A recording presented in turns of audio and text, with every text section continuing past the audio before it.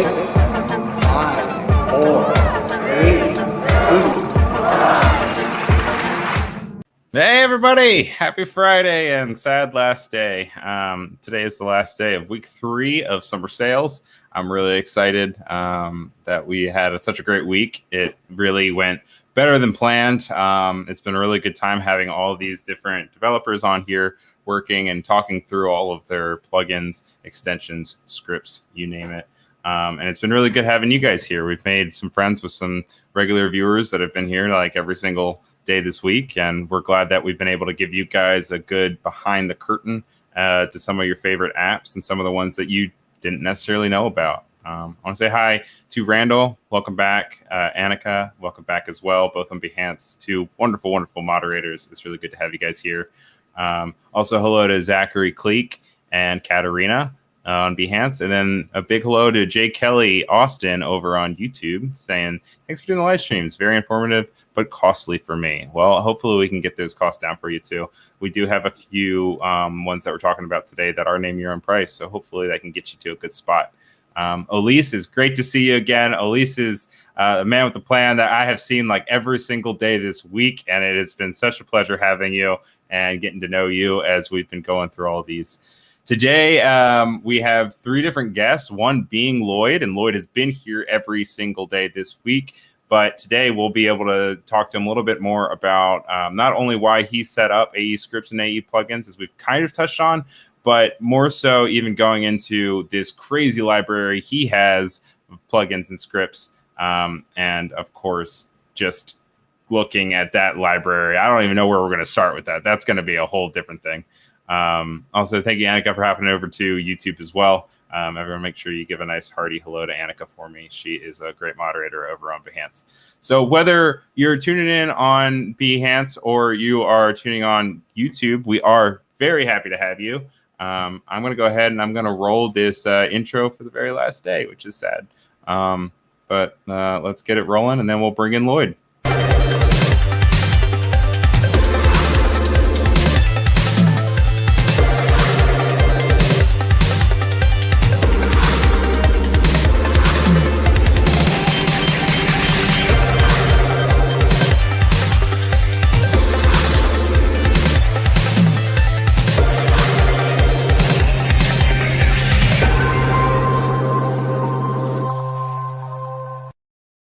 All right, welcome back. How's it going, Lloyd? Great.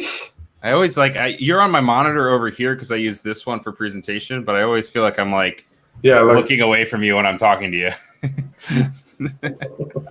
I saw you earlier this week. I had one of the overlays set up, and it was just like slightly cutting off your face, and like we're in the middle of a conversation, and I saw you like.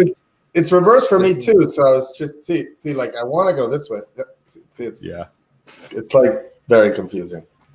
Mike Overbeck is back. Welcome back, Mike. Mike, we had you over I think on Tuesday, I believe, right? It's been such a crazy week. It's all blurring together once again. But saying who made all these lovely promo graphics? And what was the agency you said did the initial promo? Duo Team. So Duo Team initially did the big announcement of the wonderful astronaut going into the different universe and flying around. And then I took that and I stretched it for all it was worth with cutting out different stuff between the different ship and finding ways to have cool space stuff. I actually, on my own live streams, have a lot of outer space theming, and I really like that. But it was kind of just a nice coincidence to have the two. And then I got to continue to play with space animations and having stuff blow up and get bright and stuff. I used a lot actually of the plugins that I got from AE Scripts.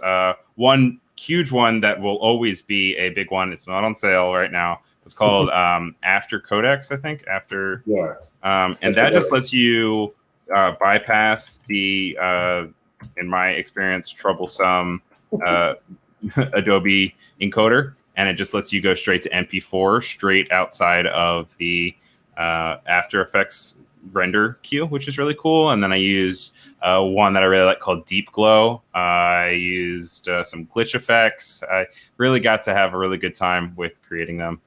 Hello, Carrie. Good to see you. Thanks for tuning in. Good to have you. But yeah, so fun fact about the After Codex is the developers of After Codex are contributors and have forked FFmpeg, which is sort of the all like when you upload a video to YouTube or anything, it gets encoded with FFmpeg. FFmpeg is just like basically the open source encoding thing, and so these guys, forking means they take the open source project and kind of make their own version of it.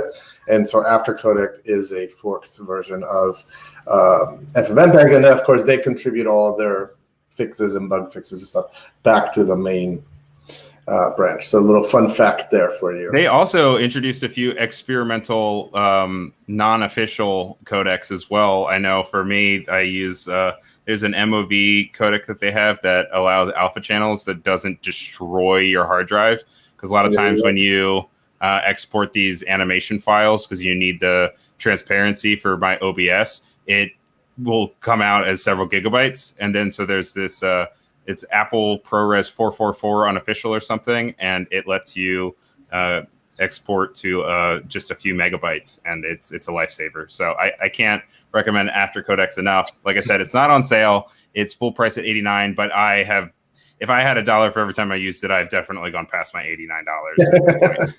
And don't forget, if you have a feature that's not in there already, where do we go? We go to aescripts.com/contact. Yes. There we go. Where's the horn? Air horn. Oh yeah, we gotta have our. I get that.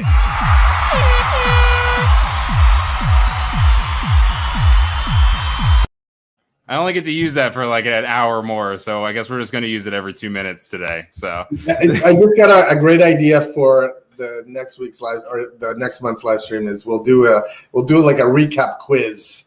See how much attention everybody's paying, because like these, 5 hours. It's actually more than 5 hours, right? Like each one of these has been more than an hour times 5 days. I mean, that's almost college credit, I say. Yeah, no, you guys can get a little credit on your degree if you're still working on it. Just put down the summer sales week. Actually, I'm officially calling it. We're gonna do a quiz at the end of the week with just trivia facts that were thrown out throughout the week, and then we'll have prizes. You can win some free licenses or something. So you know what you just did though? It's fun because there's prizes at least, but you just did when the teacher comes in with a hangover and puts on a movie and you're like, sweet movie day, and they're like, there will be a quiz at the end, so make sure you take notes during it.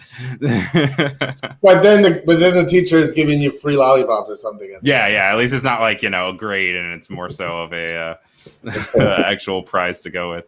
Connor's saying that he loves the Deep Glow tool. I do too. I was skeptical. I was unsure if I would be happy with the difference between the glow that's already implemented in After Effects and the glow that comes from Deep Glow.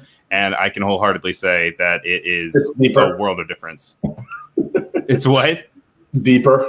It's deeper. Yeah, it's much deeper. Yeah, I'm glowing with excitement. It's a low level glow. Yeah. Anyway, another fun fact. I'm throwing out all the fun facts. But Deep Glow is made by Plugin Everything, which they have a huge collection of plugins, and they are also super, super receptive to feedback and super motivated. They put out a lot of free tools, by the way, not name your own price, but full on free tools. I know I saw Displacer Pro in your library there, I think earlier. That's an example of a super, super, like that plugin could 100% be sold. But they really believe in giving back to the community, which is totally what we believe in as well. And so it's totally free, super awesome for all your displacing needs. So there you go. Also, Mamat, I'm sorry to hear that you are having connection issues. It seems like it might be on your end, but that's why it will come back together. Problems. It's your problem, not mine. Yeah, it's like whenever you're FaceTiming someone and it gets all cut up and they're like, oh, is it me? Is it you? It's like, it's definitely you. I don't know what. Like, yes, I am in the middle of the desert, but I have full connection, I'm sure. Exactly. I have a very solid bar. Right? One bar. That's the thing. Once it's under like 3 or 4 bars, it's not like Why don't even give me any bars because it's not gonna work. Don't and what's give me really false crazy hope. is that in 2021, it's harder to make a phone call than it was in 1985. Yeah, it decreased. So, now it's all on data. I don't know what happened. So you're our first guest today, though, which is exciting and weird. And I also don't know where to start because I started kind of perusing around your selection and offerings, and I was so overwhelmed that I didn't even really load any of the initial selection of projects. I did include it in that little promo, just added a few of them. But we literally, how many do you have upload? 35? I don't know. I have not counted. But, a lot of them are very simple. So early in the After Effects, aescripts days, I would do a lot of this is before I had kids, back when I really had a lot of, and before I was running aescripts full time, I had a lot of free time. So I would be on all of the chat boards and various discussion forums for After Effects, and people would post their problems or their issues. And I would very frequently respond with oh, well, I just created a script that solves your problem. So a lot of these are that, random layer selector, nth layer selector, parent chain, layer chain. These are all scripts that people were like, God, I really wish I could just do this. And so I just created them. So a lot of them are just very simple. As you can see, they're very, as a matter of fact, that one should be name your own price. I don't know why it's not. I'm just really interested as to what was the thought process behind the randomly selected layers? Is that just because you don't trust yourself enough to go up and down and select a random one? It's very useful. If you've ever had to do animations with lots of layers where you do offset things, you just run this. Say for example, you could use one script to create 100 duplicates of a layer, and then you can use this to randomly select a selection of that, and then just slide them over or move them up and down. Or if you've ever had to create backgrounds that have a lot of things, just random things moving. Yeah, and mind you, these are, like I said, these were early days kind of things where they just kind of created one function. To be honest, we don't accept tools like this anymore. If you were to submit something like this, we would say, please just release it as a scriptlet for KBar, because KBar is this really awesome tool where you can have buttons for anything. And so you can create a button that would execute a script. So we say, listen, you should just make a scriptlet is just like the script in text form that you can copy and paste into KBar and just have it run. So yeah, KBar, there you go. KBar is something that I actually learned about through the course of this week's streams, and it's something that I need to look into. I have not bought it. It looks like it's just a really nice place to have a bunch of UI tools. One of those de facto tools that everybody should have, to be honest. I have a Swiss Army knife, I think, from Motion, I think. But I haven't taught myself to use it yet, but I have it. That one is a predefined set of tools. Mm-hmm. This one is you can make it your own toolbar, and you can have several toolbars. So you can have when you're animating toolbar, or when you're doing character animation toolbar, or when you're doing design toolbar, and you can just you can make custom icons. You can do whatever you want. Oh, that's awesome. And so is this something? Where did this come from? This came from Crafty FX. Is that someone that you had a relationship prior to, and then you've just vampired onto it?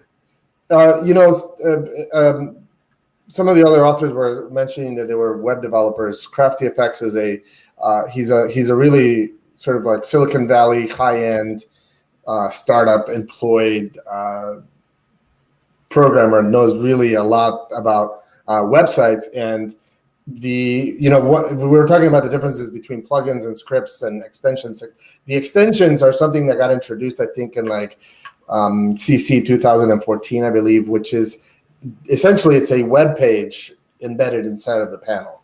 And so when that was introduced, it really opened the door to having just standard web developers create After Effects extensions. And so Crafty FX is exactly an example of that. He had a partner who was an After Effects person, and they were like, oh, it would be great if we created, the first plugin was After Ease, and he created the panel because it's a web page, and then his partner was the After Effects sort of link. And we have a lot of tools like that where there's 2 people or 3 people who are partnered together. One's the programmer, one's the designer, and or one's the marketing person. There's a lot of like really great partnerships like that. Yeah, it's like when we had the partnership for Ash earlier this week. Yeah, like that. That's a perfect one.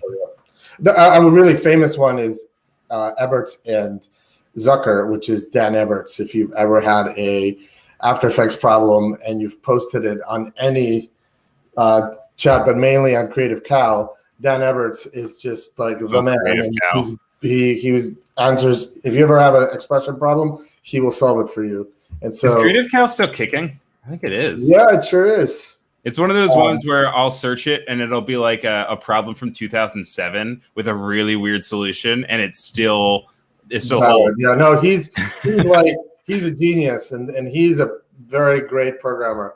And so in math, I mean, he's a math genius. So if there's a math problem, remember, I forgot who was saying they had to learn trigonometry. Well, Dan Eberts is, probably could teach trigonometry. Carrie is also mentioning Paul Thursley's tools. Paul Thursley is another. He was one of the original. I think we were an original 5 or 7 authors, and Paul was one of them. And he was also somebody who was just on the chat boards creating scripts for people to solve solutions. And so Paul was one of the guys that heroes we don't deserve. The heroes we don't deserve.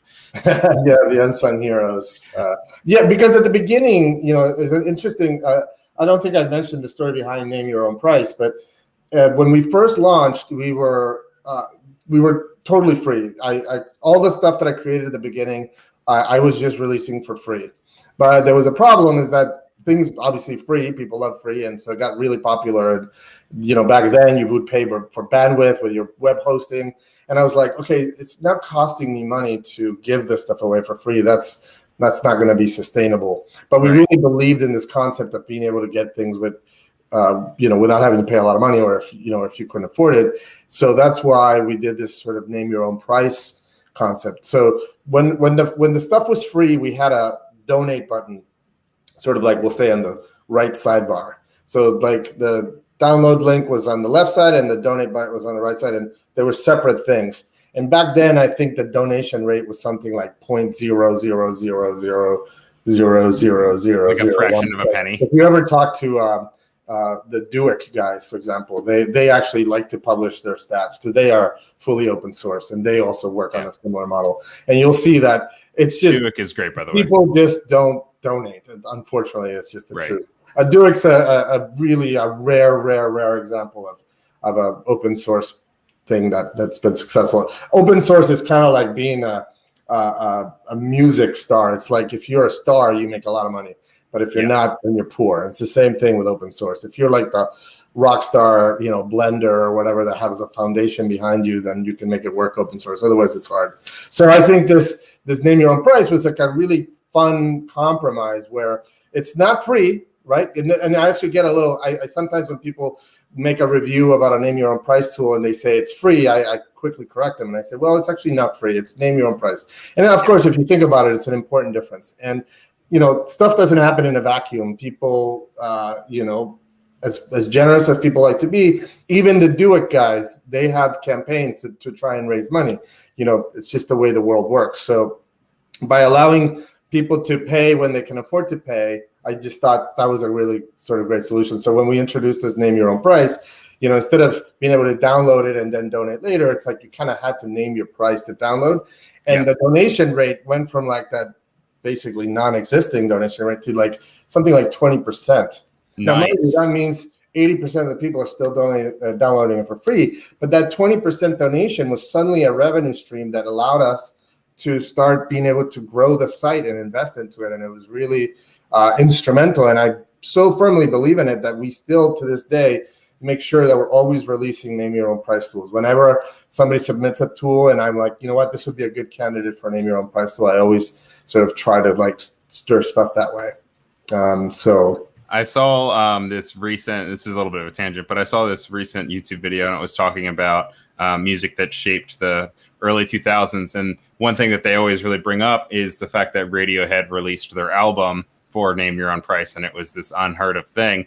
And kind of to your point about the rock stars thing, it even aligns with the idea that they're literally rock stars. Yeah. But the reason why it was successful and why they could pull off the idea of they were rock stars. naming is because they were Radiohead.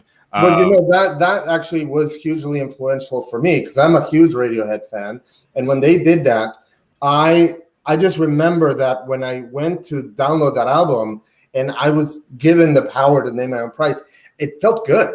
Like, it's weird. Like, I felt like, I already like these guys, but I like them even more. You know, I don't know. It was weird. I was like, that's the feeling. And to be honest, like, we are like an e-commerce website, but at the end of the day, we really don't want to be an e-commerce website. We really want to be a community, and we want to be a place where you get stuff that really kind of helps you either in your job or in your studies, or even there's people who like doing it for fun, you know, like just like you can be a side artist or whatever. So if we can make people feel good about it in any way, shape, or form, and this is why we're always kind of having a light touch to everything we do. You know, we try to have humor in our promos and our things. And you know, I know that this interview is very serious, Ryan, and I apologize for that. But normally, but yeah, we just want to have a good time, and you know, everybody's time on this earth is short, so let's make the best of it. You know. Right. And Breton, actually, to talk about KBar too, is wondering if there's an open source library of scriptlets for KBar, or does each user make their own scriptlets? You know, we keep if you go to our GitHub page and you search our gists, I guess is what GitHub calls them.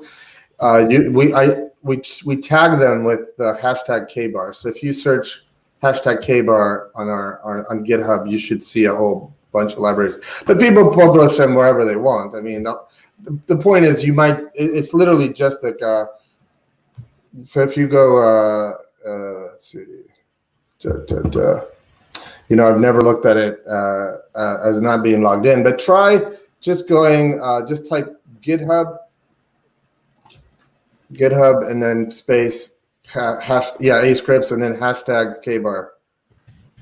Yeah, try that. Yeah, there they are. Yeah. There we go. And so see there, you know, there's a whole bunch of, there's just tons. That's awesome. I mean, it's just a great way. It's kind of, you know, very similar to Creative Cow kind of idea of just being able to put something out there. And then, well, but the thing with Creative Cow is that Creative Cow is a chat board, so it's kind of like you kind of have to search the thing. This is like, we try to kind of just keep the you know, the meat right there. Let's go. Yeah.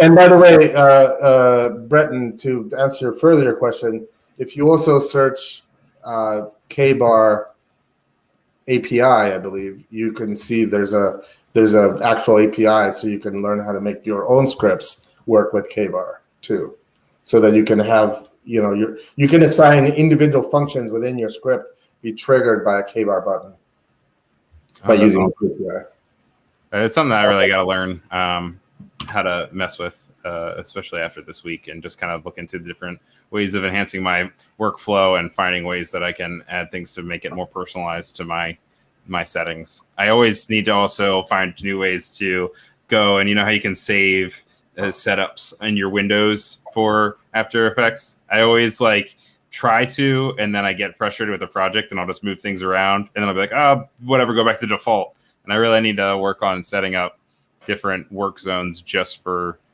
things that I regularly do. It looks like the KBar API page might have moved. Let me see here. I'll have to find it. Yeah, sure. Well, I mean, while you're looking for that too, I can also, I know we kind of touched on it, but this is the last day of the sales for this week. There's 4 weeks total. This is the third week. The fourth week is going to be over in August. But if you navigate to aescripts.com right now, it'll automatically bring you to the sales page where you'll be able to go through 14 pages of sales. Some of them are still like name your own price, but kind of at a discounted suggestion. And then everything else is 25% off. Amazing. So lots of creators. You still have a few more hours. Does it go until midnight Pacific Standard Time? Okay, so I'm about to tell you, this is a live stream only secret. Do not share this. but we secretly allow the sale to slip into Saturday because when we used to cut it off at midnight, we had tons of support tickets of people who are like, I just missed it. And but again, remember, we just want people to be happy. Right. So don't tell anybody, but it kind of goes into Saturday. And that said, though, guys, don't get greedy here. Right. Yeah. Now you can't do that thing like, when you have a assignment and due at midnight and you find out that it's due at 1, so then you submit it at 12:55. Like, if you're eyeing something, make the jump. Also, Lloyd, when I met with him when we were starting up this stream, he was very adamant over the idea of wanting to have value and not have the summer of sales detract from value at all. These are all things that are regularly priced at wonderful prices. They are they're worth more than they really are priced at already. And then summer sales really just helps with that accessibility. Lloyd's a great guy with just trying to make it so, especially those of you who maybe are still in the education phase, or maybe, motion isn't your full-time job, or maybe, you're just trying to save money where you can. Gotta appreciate the hustle, and these weeks are really for you to be able to check out some new extensions. For me, it's a lot about discovery. These weeks really help me because the AE scripts and AE plugins catalog is so large. This always kind of helps me narrow down different ones that are worth looking into, and Lloyd curates them himself. So if you have a few minutes, and today, you have some investment into finding some new plugins and scripts, I would definitely suggest checking it out and looking into how you can continue to learn, because continual education is so important in all of our careers, especially with the kids these days. I'm only 28, but I'm already feeling the pressure of Gen Z, and they're learning stuff so quickly. So you gotta keep a level up on everybody else with your plugins. Yeah, it's back when I got started, you couldn't even be a designer and an animator. You had to decide, forget telling them that you're both. That did not compute. But now it's like, not only you have to be a designer, you have to be an animator, you have to be a social media expert, you have to be a programmer, you have to be a live stream, radio host. It's like crazy. I mean, I find it exciting because that's how I used to be able to do everything. And I used to I literally had to lie. Mm-hmm. I used to say I was a designer, but I knew how to animate, and I used to not tell people that. But then you literally put me in a room with an animator, and I had to direct the animator, and I would be like, come on, let's do this like this. Hey, put that keyframe over there. Easy ease. Come on, what are you doing? Easy ease. Oh, that's a trigger word. That's trigger. But speaking of which, and having your career, I noticed that you can definitely sort by date here on these artists or creator pages. And so the date is based on when it was last updated, not when it was. So do you happen to know offhand what your first one was? Oh, for sure. I mean, it's what launched aescripts. It was background renderer. I was working on this job. We were creating content for I don't know if you're from you live in New York. You know the Frank Gehry building on the West Side Highway that looks like a spaceship? Yes. It's the headquarters of Barry Diller's company. I forget what it's called. But anyway, I was working at Trollback, which is a design firm in Manhattan, and the job was to create all the content which was at the time it was the world's largest video wall.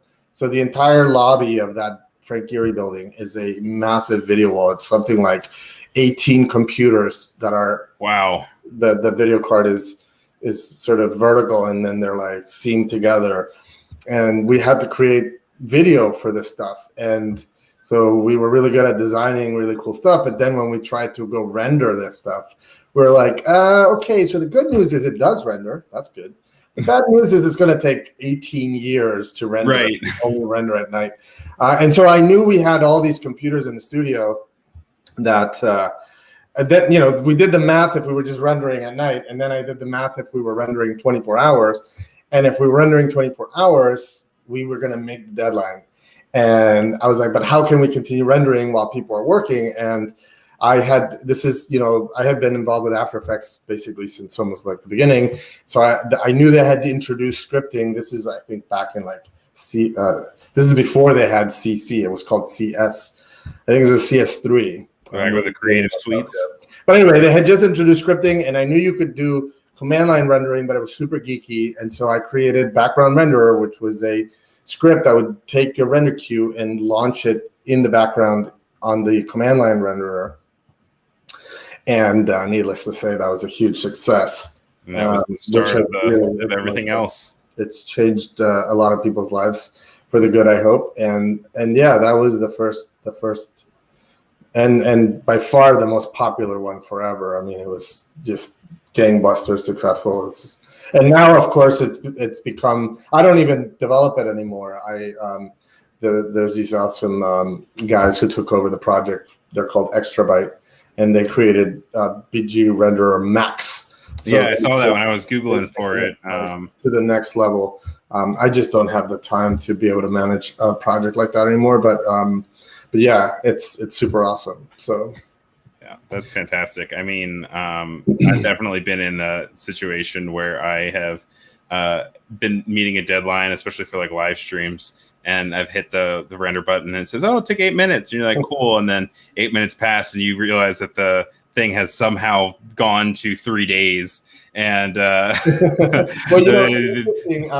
blood just swoops from my face. An interesting piece of feedback I got early days is like, "Thanks, dude. You've now ruined my coffee breaks because now my boss knows that I can just render in the background. Now I don't have to stop working." No. And another fun fact is you can use after codecs in background renderer, right? So you can actually, because a lot of people use media encoder because it's background rendering, but you can use both after codecs and background renderer to never use media encoder because it's not good times, unfortunately. Yeah, I'm not a big fan of media encoder. I know. I'm sorry. I'm on Behance, and I know it's from Adobe, and I'm sorry. I love everything you guys do except for media encoder. So I see that Marco actually joined the green room. So I think we can actually hop on over and bring him in. I am going to go ahead and just bring up his profile page as it is right now. There are up to 6 different scripts and plugins on sale right now, which you guys should definitely check out. We'll be talking about them in just a second. I'm gonna start off with doing Retract because Mass Transformer because I thought that was a really cool one, and then we'll bring in Marco. So here you guys go.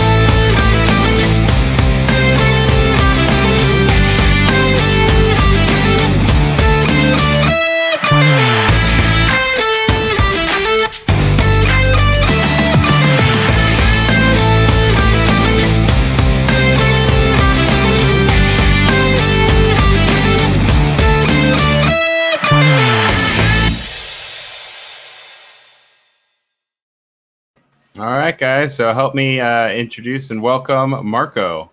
Hey, Marco. Hello, guys. How are you? Great. How are you doing? Yeah, I'm very excited to be here. And let's ask me something, please. Yeah, it's great to have you. Thank you so much for not only being on the show, but thank you also for bringing some of the sales over to your projects this week. It's really exciting to, especially for me with masks. They tend to be one of the things that can easily ruin your project if they get out of control too quickly. So I really appreciate Mask Transformer. Yeah, it's I say always mask transformer is the mask's missing part, which are the transformations. Of course, you can't do it directly with mask transformer. You have to go through null, but it is as simple as that. There is not much left to say. I think Adobe at some point will fill this gap, but who knows? And I have an idea about version 2.0, but we'll see now. It's okay. It's just an idea. But it works well, and it's a simple tool for a simple job. Yeah, absolutely. And we've been talking a lot about that this week with both the idea that not all workflows are the same. So Adobe is constantly changing their products to meet workflows of individuals, but also the masses. So we were actually talking yesterday about how the color functionality has actually been taken off of Adobe products within the last few days. And that's something that people felt was very niche. And then we also were talking about the idea of niche platforms and programs that solve small issues, but tend to be lifesavers. So because it seems like it's like simple or it's a smaller ask doesn't degrade any of its usefulness. In most cases, it normally increases it. Yeah. Think of the paperclip. It's just a thin piece of wire, but so useful. Absolutely. Yeah. So what made you get into creating these plugins, and when did that start? Oh, well, when I started, I was a 3D guy. At some point, I had to use After Effects for very simple stuff like titles, I think, and it opened a new world to me. I mean, it was very simple compared to 3ds Max and Maya. And if I remember, it was like version 3.1. So we are talking ages ago. And it's amazing to see that it's still the video and motion design standard after more than 20 years. And I think there are many reasons for that, but one is for sure the large amount of scripts and plugins available to the community. And I used many scripts in my career, but I never imagined I was going to make scripts on my own. It all started when I decided to explore the scripting language. Because I truly needed to speed up text animation, which is sometimes a pain in the ass. It's crazy. I didn't know what I was going to look into, but it's amazing. It expands After Effects a lot, and it's like a gold mine when you get to understand how to use it to its full potential. And that's how it started. And I'm very happy about it. No, absolutely. My cousin knows way more code than I do, and she's always telling me that life gets so much easier once you're not relying on others to solve your Oh issues. yeah. Well, Suddenly and you have about this sharing superpower. your solutions, right? Like it's really while it is programming under the hood, what's really awesome, and Marco is really creative in his solutions, right? He comes up with really clever ways of solving these everyday workflow problems, and I think that's what the value is. Not that it's not the programming necessarily. It's that he's sharing this solution with the community that he figured out how to do in his own workflow. Like especially with like the one about where you can combine different tracks from different platforms. I think is super awesome, and that's something where you could like not necessarily figure it out on your own all the time. So. Oh, Absolutely. yeah. Thank you very much. And I think there are many great authors in the community. And yeah, as Lloyd said, sometimes the solution is simple, but you will never see it in ages because. But we are lucky because aescripts is a very as a very large community of people working on solving problems, and yeah, I don't know what to say. It's for everyday work. You can go on aescripts and you will find a solution probably for what you will find what you need. Absolutely. If there's a problem, there's most likely a script or plugin that'll solve it for you. That'll take hours less than you having to finagle the small different details. One thing that I'm really appreciative of everything that you've created is your user interface. You find really creative icons to represent the different solutions that you have baked into it. I think it's really cool, like especially even with Retract, you have these small icons that go a long way of just being at the top and not needing a lot of other information. You can go and you can just tap it. Yeah, well, that's I'm not a graphic designer, and I remember that when I was working on Motioneer, which is another product. I went to Lloyd and I said, okay, Lloyd, this is the demo about the script. And so what do you think about it? And he told me, yeah, okay, I think it's too much. There is too much stuff in here. And you should try to to simplify the workflow because just now it's a kind of a mess. Yeah, Lloyd didn't say that, but I understood. Yes, and so I remember it was before summer holidays, and I said I was a bit okay. What can I do now? And I said I'm going on holiday, and we'll see later.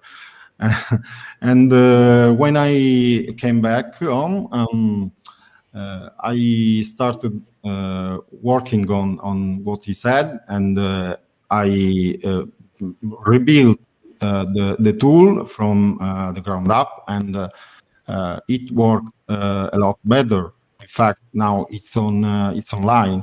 So I have to say that sometimes you have to really push, and that's where I understood that you have to really push hard on the simplify the workflow, because many users, for many users, and not only beginners, it's not that simple to approach a new product, which can be difficult to understand. And so that's a good lesson. Thanks. And by the way, you did a great job. I mean, it was like, mind you, you're not the first developer that has come to me with because this is the other thing is that As a matter of fact, it was mentioned in the other interviews that you can create a tool for yourself and only you know how to use it. And so that's one of the things that we also try to do when people bring tools to aescripts is like, okay, this is really cool, but nobody's going to figure out how to use it. So how can we make it more user-friendly, right? Improving the UX, which in some cases also means improving the UI, but the UX is also super important, right? The user experience. So, and in this case, Marco did a great job improving both, I think. Oh, thanks. And by the way, the other takeaway is if you have a really hard problem and you feel like you can't solve it, take a break. It's the best. Yeah, right. I like that. I like that mentality. But I think it was extremely successful. One last one that I really want to touch on real quick, though. I shared it a little bit while you were talking, but I also want to do the promo for Textstore, just because I know a lot of my viewers like to create dynamic explainer videos, and also kind of like in the way that you even promoted these, you had exciting text animations. So I wanted to play that real quick.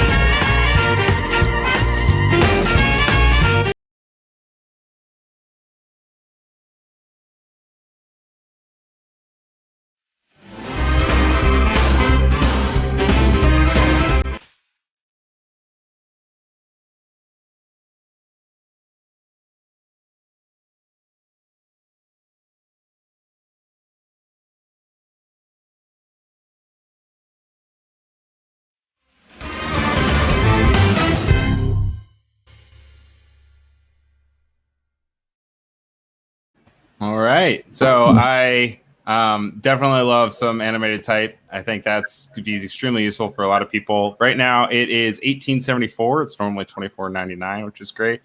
And then do you just want to talk kind of about where this came from? As I said, this is the first script, and I really needed to something like that because when you go walk through all the animation options, text engine can be very it's very easy to forget what you are doing. So I decided I needed a user interface, and Textstore came out. It's I think it's like a user interface for the engine, but you have something more, which is the bounce effect and the delay. But what really excited me about scripting is that I discovered that I could save files on the disk. So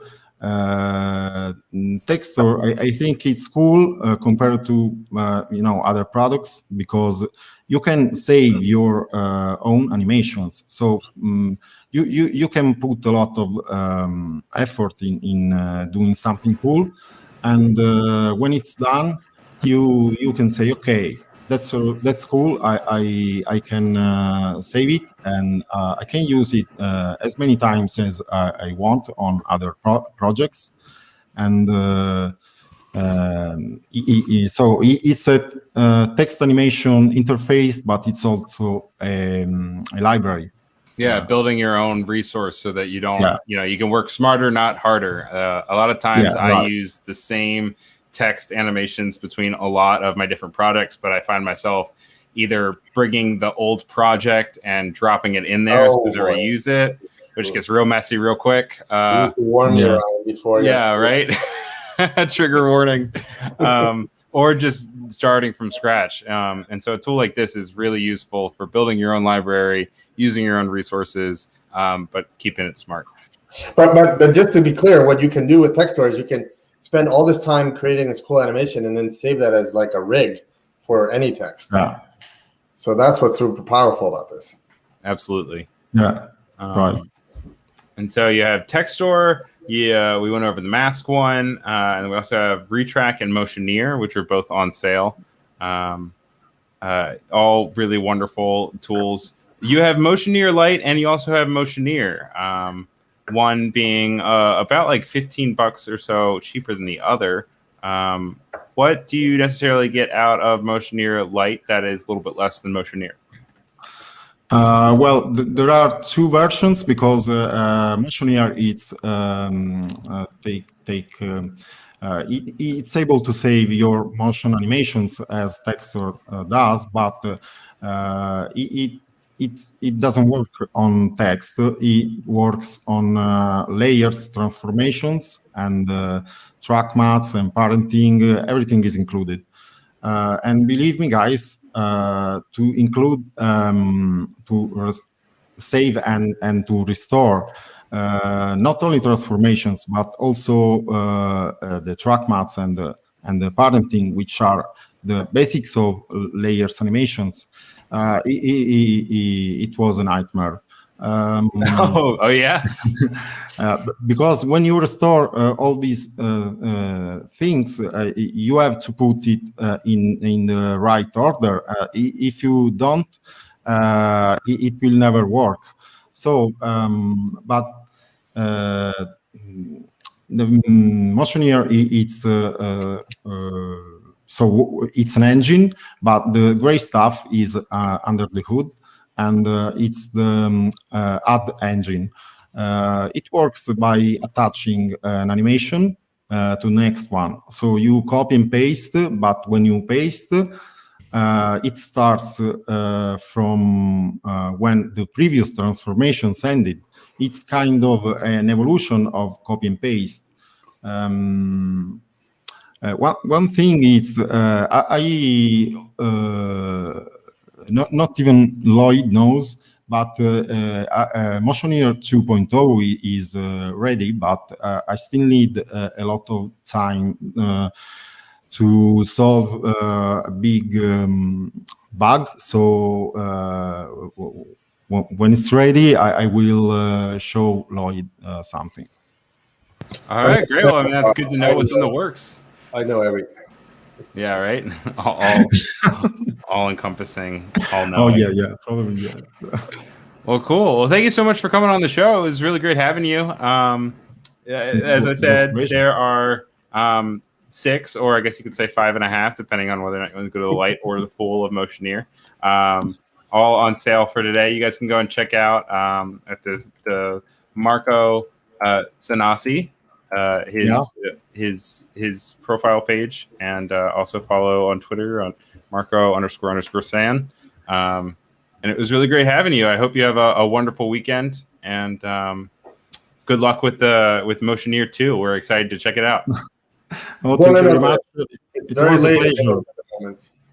And thank you for the streamings. I think they are lovely, really. Oh, well, thank you very much. All right, take care. Thank you. Good night. Bye, guys. Ciao. All right. And so now we are on to our very last interview of the week, which is super sad, but also exciting because then you guys can all go relax and you guys don't have to worry about, It's Friday night, dude. Don't even be sad. They're going to be sad because they're not watching our stream anymore, right? It's Friday. You don't have a job. Yeah, We're going to... I'll let you fill in the blanks. So next will be another really awesome way to bring up your workflow and speed things up. It's a free compose, and it is on sale today, just until today, because tomorrow it'll be gone. Well, remember, because it is the summer sale.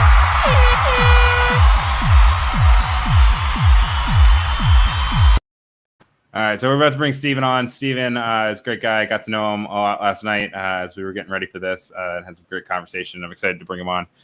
But first, we will queue up the preview for free compose, and then we'll bring him on in.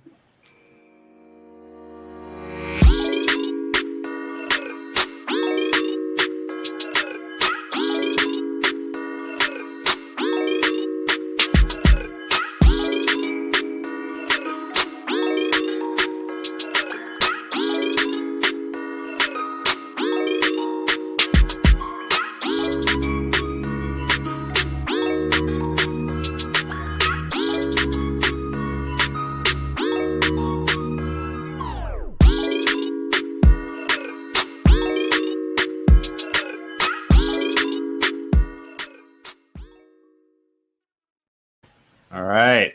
Please help me welcome Steven, the artist, not the politician that I definitely almost accidentally tagged when we went live. That would have been really fun. So please welcome Steven. Hey, Steven, how's it going? Good. How are you guys? Going great. Like Lloyd was saying, it's Friday, so we are eager to get the party going, but not without making sure we give Free Compose the well-deserved attention that it deserves. Because as you know, amazing. Nice. You were saying, Lloyd? We saved the best for last. Best for last, of course. That's a huge honor. If we could just get that again so I can screen record it, that'd be perfect. Oh, you want the best for last? First time is free. Afterwards, it costs, Okay. The money. No problem. But how's it going? Do you want to introduce yourself a little bit? When you got into your developing years and your developing years for your scripts. Sorry, introduce myself and my developing days. We like the flamingo. What happened? I like the flamingo too, but I can see myself and it's really I see. Got that reflection. Yeah, I should have maybe checked this setup before it. It's great. Also, just to touch on the politician, many people tag me as the politician and ask me my opinion on British politics, and I just write them back. And I like to think that this has an actual influence on the politics. And do you tend to align with Stephen Twigg? I have no idea what he stands for, but actually, I think we're quite opposite. On cases. Yeah. So I think you should just chime in and start like messing with his campaign. Obviously, I'm not saying that on the record, so delete this live stream, I guess. We'll skip over that one. No. But yes. So sorry, you were saying something while I was taking the frame off the wall. No, absolutely no. I just introduce yourself. When did you get into developing, and where did Free Compose come from? Okay, awesome. So I'm Steven, and I started out as an illustrator. And I still am really primarily doing illustration. And I've sort of moved into doing some more motion graphics recently in the last couple of years. But it's kind of funny what spurred me onto starting this Free Compose script. Part of it is that being an illustrator, I worked a lot in Photoshop. And when you group layers in Photoshop, they're just neatly contained and they're not cased away into like another cage, like when you pre-comp something in After Effects. So then when I came into After Effects, every time I work in it, I just think, man, like, why can't I just open this pre-comp and just see the layers? And it's always frustrated me. And I kept thinking, okay, maybe soon Adobe will come up with a good update for this. And then I started growing gray hairs and I thought, okay, I got to try this myself. But the other part of it was, mostly. I guess everything's history. But I went on a motorcycle trip to off-roading, trying to do like a few thousand kilometers through a forest. And I slid off the road and I broke my knee. And when I came back, I don't know, I couldn't really go do some of the other projects I was working on. The only thing that really made me not think about my extremely painful broken knee was the problem solving of scripting. So when I started, that'll do it. Yeah, I wrote the first line of extend script that I ever wrote was the first line of Free Compose, and got addicted. So you're saying for any of those younger developers watching the stream today, go break your bones somewhere, and then you'll be forced to actually learn how to create the things that you want to create. Good luck, break a leg, and I mean the break a leg. Oh, that's and talk about doing things that After Effects was not designed to do. Steven stumped me when he first pitched me Free Compose, because the way that the script can keep track of you moving one layer and then moving the other layers. It's not something you see very often in scripts. So, really thinking outside the box and coming up with a really awesome solution. Annika actually says, amazing, I relate to that. I got into art and design when I broke my ankle ligament. So there actually is something there. I'm missing a trend here. Yeah, right. It's a little dangerous trend, but whatever. Yeah. But don't sue us later if you do actually decide to. Yeah, no, absolutely. That's all on you guys. Yeah. But yeah, so we have the free compose. I played the little trailer for it. I know we spoke a little bit yesterday. Were you able to nail down any projects that you feel really have benefited from free compose, or is there anything you kind of want to show off as a demo? So there are a bunch, but I've not got them all organized. So I took a quick look through, and I thought, where are a couple things that I have used it, and I can kind of show just a couple of the cases. Yeah, absolutely. We'd love that. The actual finished projects, but just sort of little demos. So yeah, I'm happy to share. Yeah, and this is one of those things, kind of like we were talking about throughout the week, where there's lots to be said about things could kind of happen without these plugins, but this can save you hours of work by really creating solutions for problems that can be solved in basically a click of the button once you download these. And Free Compose is one of those that I actually got back during Cyber Monday sale, and has been a great godsend of saving time. It's normally $29.99, and today it's $22.49, which is a good chunk of change. You can go buy a good milkshake with that or something. My milkshake. That's my priorities. Nice. I'm with you on that one. Especially, it's pretty hot here. Yeah. But yes, I think you're right. It is kind of just about saving time, and I think really the thing that I've found in putting Free Compose into practice, the way where I use it most is there are a lot of situations where you're working on something and then we can't always plan perfectly what we're going to do as animators. And then you get to a point and you're like, oh, if I pre-comp this, like something's going to break. Right. Effects, expressions, whatever it is. But to undo it is just a pain. And so I kind of think like in those moments, usually I go, oh, I can use Free Compose for this. Perfect. Because it just kind of does things a little bit differently with a really similar sort of result of grouping everything together. And as soon as you do shortcuts that aren't organized enough, then you put shortcuts on shortcuts, and then it just breaks apart. So Free Compose has been a really good solution for making sure that you can solve something and it doesn't ruin your life like a week down the road when you have to do revisions. Yeah. And I tried to make sure that just about everything you do with Free Compose is undoable, reversible. You can usually just ungroup it and go, that was a mistake, and just move on without having to destroy your layers or mess up your projects. So one example of them, I think I show it in the tutorial video, but something that I think happens fairly often is you'll tie some layers to something else as a controller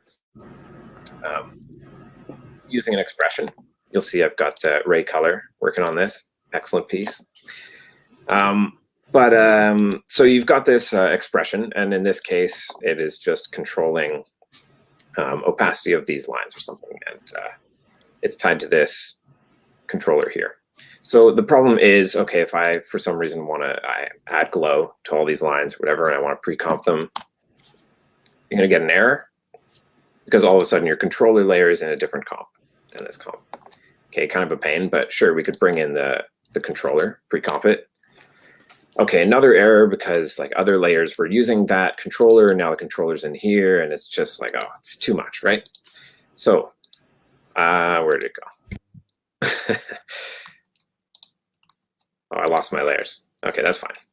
So, basically, what you can do instead. You can undo it to get back to where you were if you want. Yeah.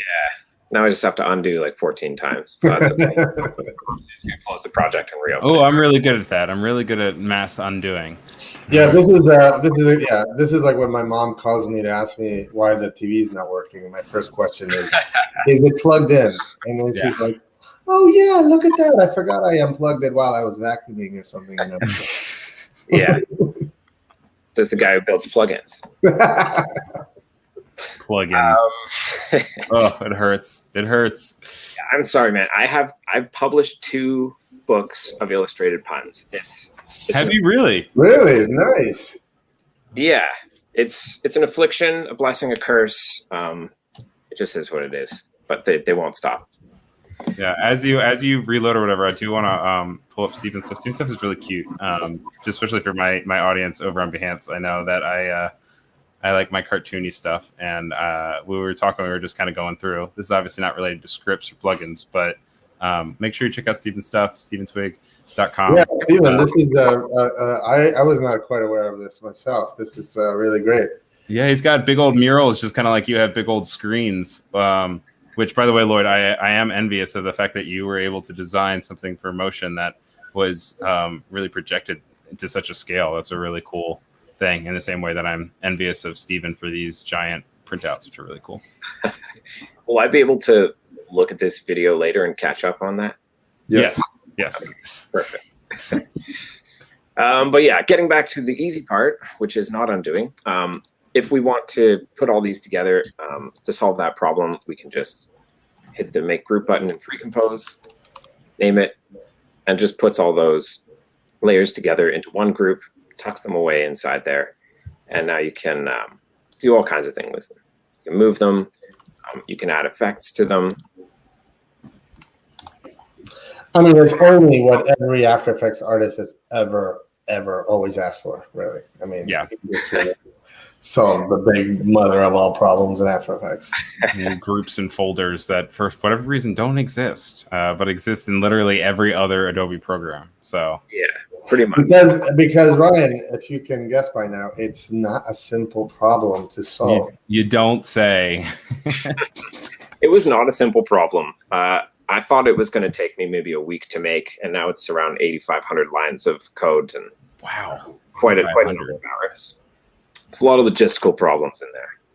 But as you can see, it didn't give us any errors because if we click this show group button, all our layers are still right there inside the comp. Perfect. Comp, and they're just like, it's just like that. And you can always move the group layer, and anything you do, you can hover over the panel and it updates while you have the group selected. So you can just also move all those layers together. You can give them an in and out point. You can time stretch them. You can do almost everything that you can do with a regular pre-comp using Free Compose. And I have plans to make sure that you can do just even more. Oh, cool. So there's still stuff in the works. You're still working on it. There's still stuff in the works. There's some things that I want to do too that you just can't do with scripting. You'll have to add in some plugin functionality. So I just got off the phone with somebody who might be able to help me with that too. I want to improve the product, and I also want to say thanks to everybody who bought the product right away when it first launched, because it was just a huge boost to have that come in, and the support to be able to say, hey, I can actually really spend hours and hours improving this because people want it. And also big thanks to Lloyd for having it on the website, which is amazing. Well, thanks for creating sort of, like I said, like a solution for the masses. It's one thing that you have to keep in mind here is like he's doing all of this with the existing tool set of After Effects. He just came up with really creative ways of actually bending After Effects to its limit to do things that are otherwise sort of tedious or frustrating, like he was showing. I mean, anybody who's ever gotten that yellow bar of your expressions just broke because you just did the pre-compose is understands that. So absolutely. Again, this is a perfect example of the kinds of tools that we exist for. We're just trying to bring solutions, making your day easier at the end of the day, however we can. So, yeah. And also, I know I keep touching on it, but the user interface that you also have for this one is also really great because, once again, it has that simple iconographic, just like touch and go. Once you learn it, you're good to go, and then you can mess with it. And it's also very easily placeable anywhere that works for you on your work area, which is always really respectable. Thank you. I found it amazing building this, and gave me a lot more respect for other people who've done this before. Just thinking about all the UX, the UI, everything that goes into it was so much more than I would have thought. So thank you. Carrie is saying, okay, so this is the first time I saw this because I've been living under a rock for a few months and I'm blown away. So Carrie is getting that compliment from Carrie means a lot because he has seen it all. He's been in the trenches and he can understand the pain that is being alleviated with this tool. So yeah, thanks, Carrie. Thank you. They call me Dr. Free Compose. Yeah. For better and for worse. Yeah. So I've got a few more cases of useful things here. One's really simple. I know most people probably don't do much audio in After Effects because why would you? And most of the time, You'd be surprised. You'd be surprised. It's tempting because you start out something like, I'm just gonna put in one sound, see if it works, and then 8 days later you've got a mess. Yeah. Yeah, I have mastered more audio in After Effects than I care to admit. I gotta tell you. No, absolutely. If you guys saw the beginning to this stream, that was audio that came from After Effects, which is quite the delight to even just bring in if it's just one track or if it's multiple sound effects. Yeah, exactly. So it's not the best. And there are other programs that work with audio too, but I found, okay, sometimes I just put them all together and I get a bit of a big mess of audio. And what I did was just put them into a free compose group. And then I can hide them. Brilliant. They're all still there. I can even use the in and out to mark where the sounds start and end. And instead of having to go down and twirl down into the audio levels for every single one of those, twirl on twirl on twirl. Yeah, exactly. Twirl on twirl. Yeah. Another awesome use case is if you have different takes or versions of an animation, you could just kind of group them into a group and turn them on and off. Have them easily accessible. Yeah, that's so true. Organized. Yeah, and you can with everything in a group, you can turn off the sound, and when Free Compose turns on or off the sound for all the group, it remembers which ones are on or off. So, Jay Kelly has a question. Does this have hover text callouts to see the tools? So if you're going over to the thing and you need a nice reminder, yep, it might not show you because you're sharing your screen. Oh, okay, yeah. It does have the hover over things. Most of the buttons just do one thing. Because I wanted to be pretty simple. I found sometimes if you hover over a button, it's like Alt-Shift-Click with an asterisk to get the. By the way, a little tip here, people might not be aware of, but while Jay Kelly was asking to have the callouts, we have a very vocal group of expert users who don't want any callouts. So you can actually turn that on and off via an After Effects preference. So why is that? What do you gain from not having the call out? I don't know. There's stuff popping up all the time. How big though? How big? Like, how much is that going to obstruct? I'm not ask for directions. Okay, we're finding Disney World about. It seems a little stubborn to me. We're gonna get there. It's only close. It's around here. I just know the turn. But yeah, no, you can turn off those tooltips. So it's in their After Effects preferences. I think it's called something like Show Tooltips. It's very intuitive preference. That would make sense. I didn't know that actually. That's good. There you go. See, because once you there you go. Jay Kelly said it himself. He's like, once you learn it, you don't need it. That's true. That's true. And there's always someone on the internet you can upset, so it doesn't matter. Oh yeah. Yeah, that's for sure. One more thing I found I got a few more things. One more thing I found pretty useful. I just made this really quick before coming on here, but is just having easy access to your layers. So I've used this a number of times for pieces that have multiple parts, like a character animation. You can kind of use Free Compose to put it all together, but you still have easy access. So if you've got other things going on in this composition, maybe you've got somebody walking in this way and that way, and you don't want to have to separate your screens and put the multiple compositions and work that way. It's pretty nice and easy just to give you that quick access. So to show this, I'm going to group all of the layers in the head sort of area, the layers in the body. Okay, so it's two nice tidy groups here. And then what you can even do is nest groups inside. So you can turn both those groups into one group here. And when you show the whole thing, you can just separate them there. You see those groups to themselves, or you can always see just the groups. So it's one thing, but the way that this becomes useful is, let's say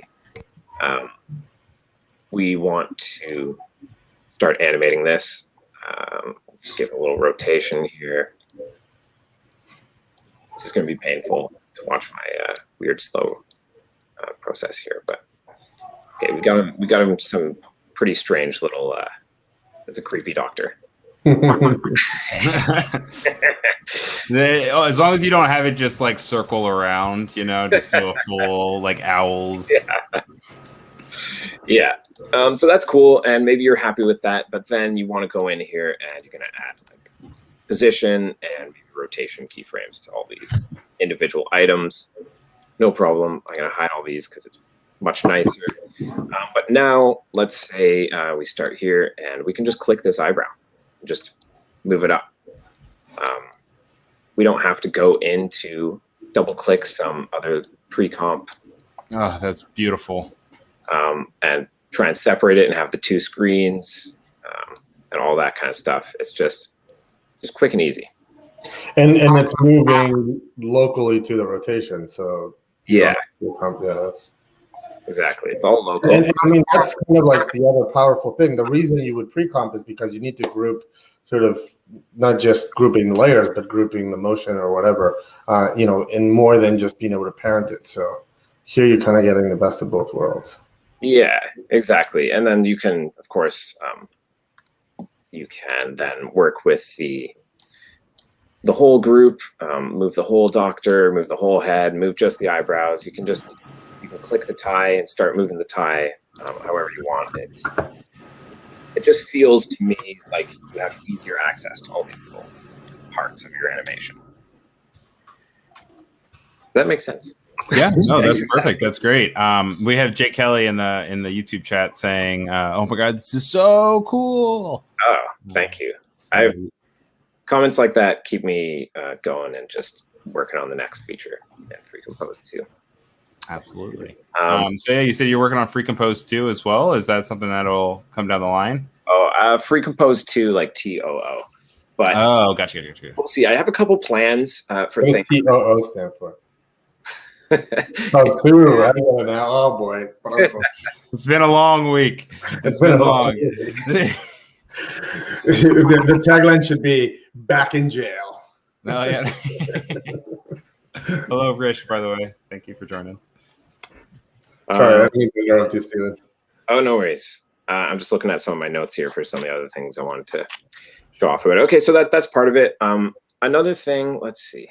Okay, another thing is, let's say we want to start adding some rotation to this doctor, the whole doctor, because why not? Maybe he's a little dizzy. But when we start rotating, doctor. Did you say the witch doctor? Oh, is it drunk doctor, but witch doctor as well? You know, I mean, he's spinning his head in weird ways. So yeah, anything is canon at this point. Okay, so that's cool. So we want to add some rotation, but we've already got this position keyframe done. I mean, let's say we got like 100 keyframes there. It doesn't really work when you've pre-comped it to change the rotation after. But what we can do is just move that, link over it, and it'll change. I don't think it totally works. Let's see. Move it there. You have to be in between two keyframes. And all of a sudden, your rotation and your anchor point changes, but all your position keyframes don't technically change. It's in the same position. That's awesome. Can't tell you how much work that is to do manually. Yeah, exactly. So it's just another one of those like little sort of perks, the moments where you can be like, oh crap. Oh yeah. Yeah. And fix things like that. One more little oh crap, oh yeah moment for you guys. DeFi demo. OCOY. It took me a second there too. Yeah, but I got you there. You did. Okay, let's see. I'm still confused, by the way, so it's okay. Okay, so let's see if I set this up right. Okay, so here I've got some cubes, because who doesn't love just working with cubes? They're weird 3D shapes.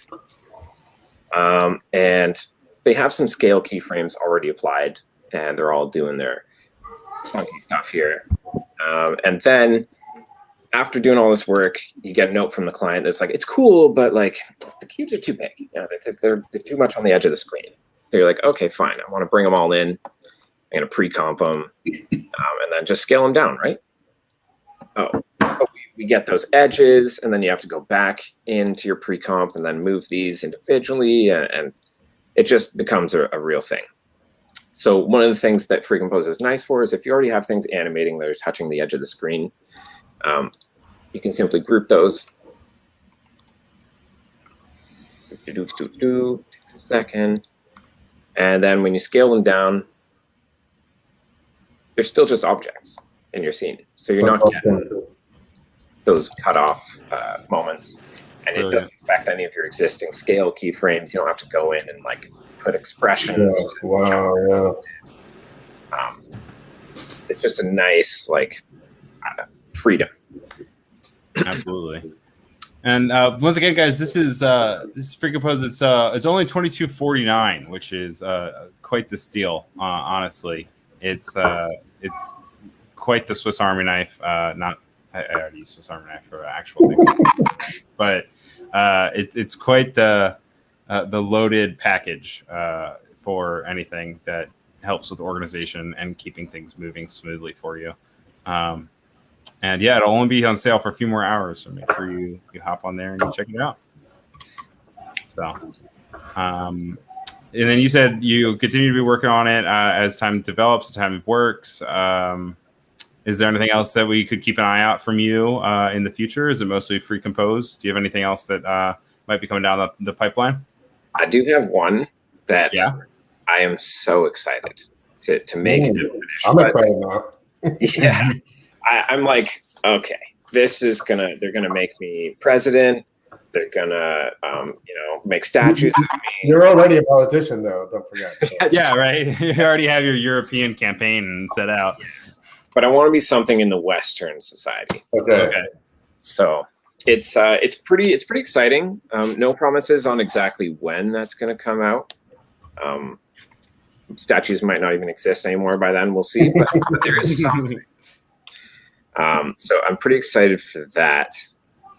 But I don't want to tell you what it is because someone's going to go make it faster than I can. Oh, no, absolutely. Well, then you guys make sure you check out aescripts.com/freecompose. Also, you just check out aescripts or what have you. We are honing in on about 5:30, though, so I think we're going to wrap things up. But I want to say thank you to Steven for joining the stream, and it was good having you.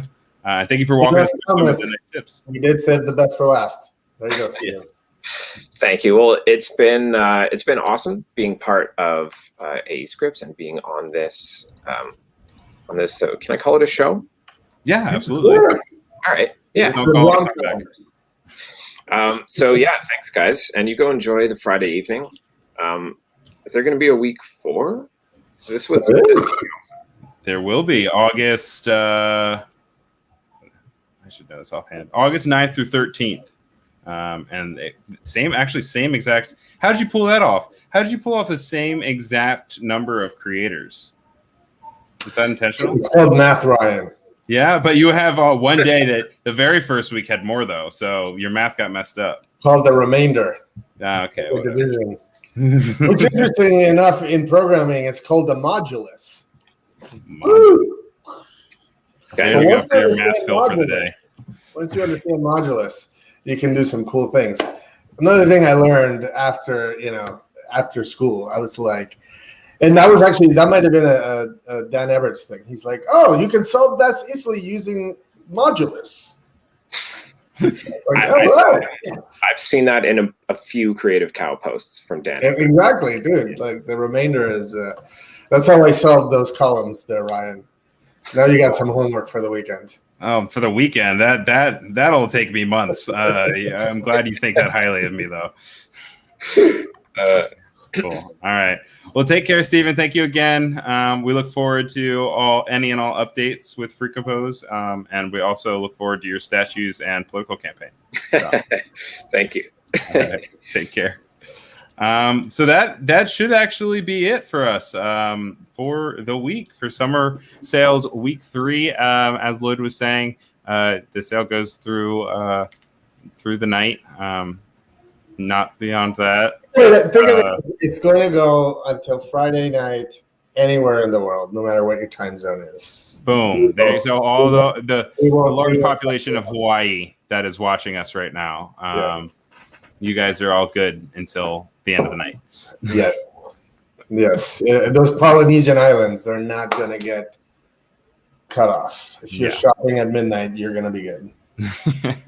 I do want to say a huge thanks, obviously, to Lloyd for being here all this week. It's been really great. It's been fun. Thank you for the opportunity. Also, thanks to Mike Overbeck, to Gabriel Grenier, Alex Achenko, Alan, Zach, Rob Womack, Steven, and Marco for all being wonderful guests, as well as the flurry of other creators that we had on the stream through just featuring their work. It was really good to be in contact with so many cool people. I definitely felt like I was in the room with a bunch of superstars for motion design, which was really cool to get to know a bunch of people.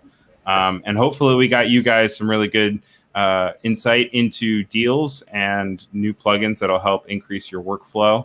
I know Jay Kelly was saying that the mind has been blown, and Connor was saying the live stream's been great. And it's been really great to have you guys. So thank you also to Rajel and Aisha and Elise. I want to say thank you to, obviously, Randall and Annika, Jack, Jen, Katarina, Mike, Rish, Zachary, Xenia, Omer. I don't know if I'm missing anybody. I'm sure I'm missing someone, but don't feel... Oh, yeah, of course, Carrie. Carrie is a superstar in the chat, so thank you to that. And thank you, Ryan, for basically... Well, thank you for having me. Live stream, so... And you guys also see my plants die behind me as the week has gone on. If you look back on Monday, that plant was in a lot better shape than it is now, but we're working on it. We'll see. But I don't have a swan song of a video for you guys, so we're just going to go ahead and we're going to play the advertisement for week 3, and it'll give you a little rundown of some wonderful advertisements for who is on sale and some really great work from the animation studio whose name I keep forgetting. Duo Team. So make sure you guys check out Duo Team as well. Their URL is www.duo.team. So thank you again. Oh, we have a guest star at the end. Oh, okay. My son said he's sleeping, but he's actually talking to me, so that's a new feat of that's okay. My nephew won't say hi to me if he's eating because he says he forgets. And you say why, and he says I'm eating. Okay. Sure. Hey, look at that sleepy boy. He's still sleeping, so he's still not sleeping. Oh, you're not sleeping. You're saying bye bye. Say bye bye. To go away. Yeah. Can you say bye bye? Bye bye. There you go. Thank you guys again. Have a wonderful weekend. Make sure you check out those deals, and we will see you in the future. Bye bye. Bye bye. Bye bye.